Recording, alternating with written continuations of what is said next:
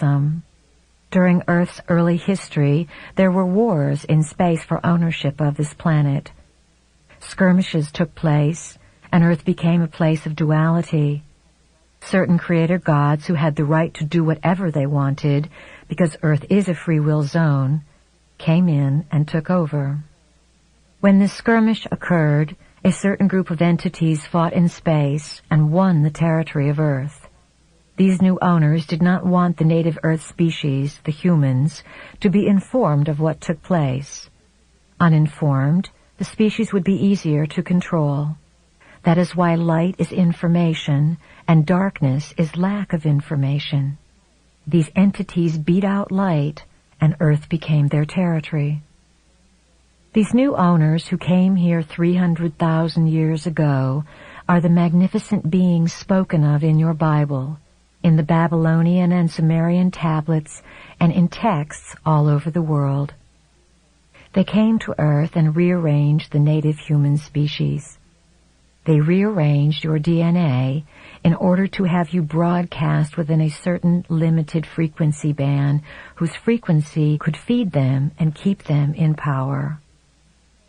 The original human was a magnificent being whose 12 strands of DNA were contributed by a variety of sentient civilizations.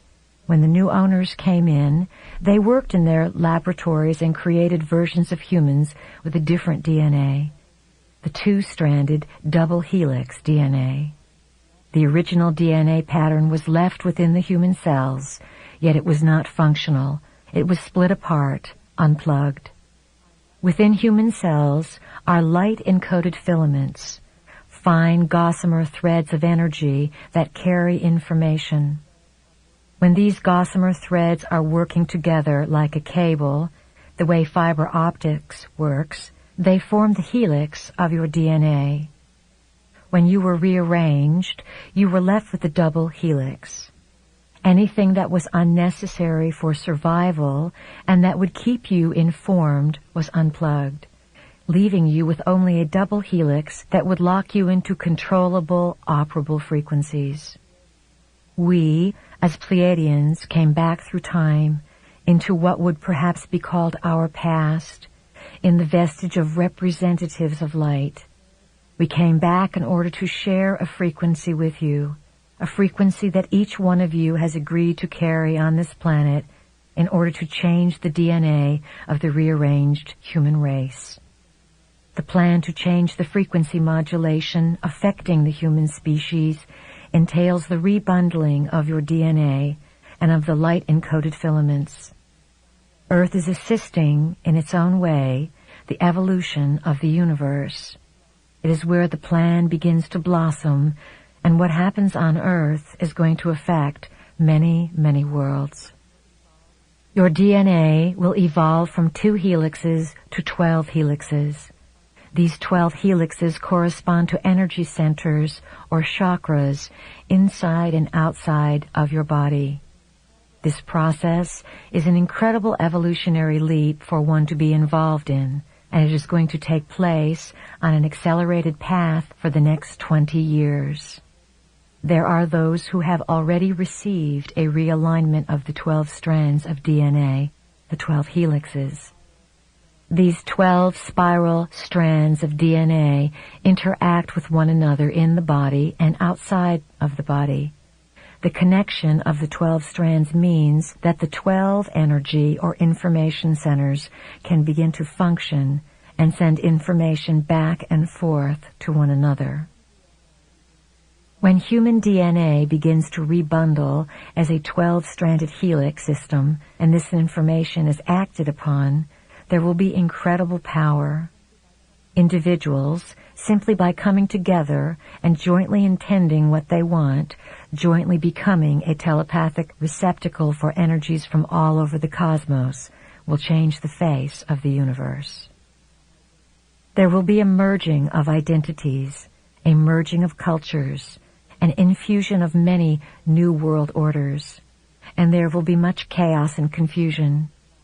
As members of the family of light, you can simply observe this, knowing that chaos and confusion must come to break down the system so that it can be rebuilt with light. As members of the family of light, you can understand that there is an evolutionary process taking place, and that those who can handle the changing frequencies by all means will evolve. There are many misconceptions about the idea of godhood. The universes are full of intelligent beings who have, over time, evolved and developed all sorts of capabilities and functions to serve their needs to express themselves creatively. The importance behind existence and consciousness is creativity, and creativity takes many forms. Eons ago, Earth was but a thought in the mind of great beings who had set before themselves the task of creating new forms of existence. Many of these beings affected the creation of this universe, and you have termed them God. In actuality, they were extraterrestrial, light-bearing energies far removed from Prime Creator. We rarely use the term God with a big G. If we were to use that term, we would be referring to the entity we know as Prime Creator. Prime Creator, in its own personal implosion through love, endowed all things with consciousness. All things are Prime Creator on Prime Creator's journey. The evolution of consciousness and the ability to house information is what allows one to come into the proximity of Prime Creator. Many people on Earth have felt that they have merged with God. They may have merged with a portion of Prime Creator that best suited their vibration at the time. The total vibration of Prime Creator would destroy the physical vehicle in an instant, because it cannot house that much information. Those that represent God to you are but a minute portion of Prime Creator. The Creator gods who have been ruling this planet have the ability to become physical, though mostly they exist in other dimensions. They keep Earth in a certain vibrational frequency while they create emotional trauma to nourish themselves. There are some beings who honor life before everything else, and there are also beings who do not honor life and do not understand their connection to it. The Creator gods are space beings who have their own home in space.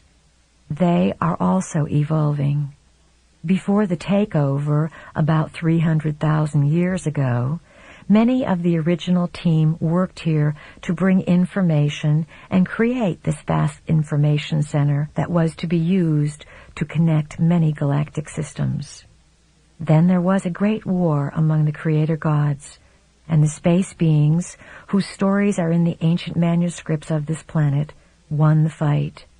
They came here because they wanted this place for many of their own reasons.